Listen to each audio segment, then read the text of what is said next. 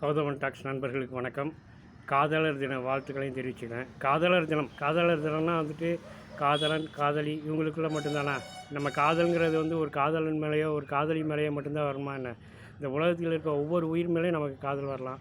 இன்னும் சொல்ல போனோம்னா எனக்கு வந்து இந்த பத்திரிகைகள் மேலேயே எனக்கு ஒரு காதல் உண்டு.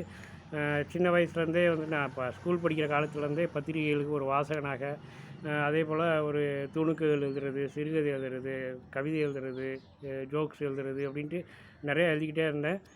இப்போ பார்த்தோன்னா இன்றைய காதலர் தினத்தில் எனக்கு காதலர் தின பரிசாக குங்குமம் இதழில் எனது சிறுகதை ஒன்று வெளியாகி இருக்கிறது. மூக்குப்பொடி இந்த இந்த இந்த குங்குமம் இதழ் தாங்க. இதில் பார்த்தோன்னா மூக்குப்பொடி அப்படிங்கிற பேரில் நான் எழுதின ஒரு சிறுகதை வெளியாகி இருக்குது. பொதுவாக பார்த்தோன்னா நம்மளோட பெயர் இந்த மாதிரி ஒரு படைப்பு நம்மளோட படைப்பு வந்து நம்மளோட பெயரோட ஒரு பத்திரிகையில் வர்றதே பார்த்திங்கன்னா ஒரு தனி சந்தோஷங்க. அது ஒரு சின்ன ஒரு ஜோக்காக இருக்கட்டும், அல்லது ஒரு கவிதையாக இருக்கட்டும், ஒரு சிறுகதையாக இருக்கட்டும், நம்மளோட பெயர் நமக்காக வந்துட்டு ஒரு பத்திரிகையில் வந்து குறிப்பிட்ட சில பக்கங்களை ஒதுக்குறதுங்க. இப்போ பார்த்திங்கன்னா 8 பக்கம் ஒதுக்கியிருக்கிறாங்க. அப்போ என்னோடய எழுத்துக்கான மரியாதை அப்படின்ட்டு தான் நான் நினச்சிக்கிறேன்.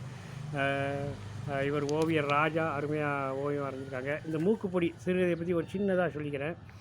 மூக்குப்பொடி எங்கள் அப்பா மூக்குப்பொடி போடும் பழக்கம் உள்ளவங்க.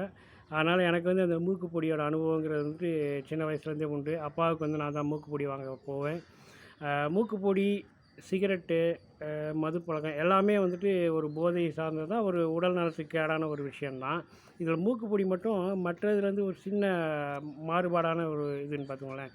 என்னட்டா மூக்குப்பொடிக்கு அந்த காலம் இப்போ வந்துட்டு ஒரு பேக்கெட்லலாம் பண்ணி கொடுத்துறாங்க. முன்னெல்லாம் பார்த்திங்கன்னா இதுக்குன்னே வந்து ஒரு வாழை மட்டையை நல்லா பதப்படுத்தி அதை வந்துட்டு ஒரு பேக்கிங் மாதிரி யூஸ் பண்ணுவாங்க. அதை கட் பண்ணி அதுவும் அந்த மூக்குப்பொடி வச்சுருக்க டப்பா பார்த்திங்கன்னா ஒரு சீன களிமண் டப்பாவாக தான் இருக்கும். அது பாட்டிலாக இருக்கும்.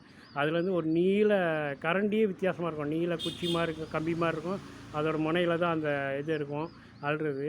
ரொம்ப அந்த ஒரு சிட்டியே அள்ளுற மாதிரி அள்ளி போட்டு அதை வச்சு அதை மடித்து கொடுக்குறது வந்து தனி ஒரு ஆச்சரியமான ஒரு விஷயமா இருக்குன்னு வச்சுக்கோங்களேன். நான் அதெல்லாம் ரொம்ப ஆச்சரியமாக வேடிக்கை பார்ப்பேன். அங்கே வத்திராயிருப்பில் ராஜேந்திரன் ஒரு பெரியப்பா, அவர் வந்து NVS பட்டணம்பொடி கடை வச்சுருப்பார். அங்கே தான் போய் ரெகுலராக வாங்கிட்டு வர்றது. அது உட்காந்து அவர் மடித்து கொடுக்குறதே பார்த்து இப்போ அந்த அனுபவங்கள் எல்லாத்தையுமே இந்த சிறுகதையில் கொண்டாந்துருப்பேன். இறுதியில் ஒரு நெகிழ்ச்சியான ஒரு இந்த சிறுகதையை வாசித்து முடிக்கிறப்போ உங்களுக்கு ஒரு நெகிழ்ச்சியான அனுபவம் இருக்கும். இந்த குங்குமம் இதழில் தான் வந்திருக்குது.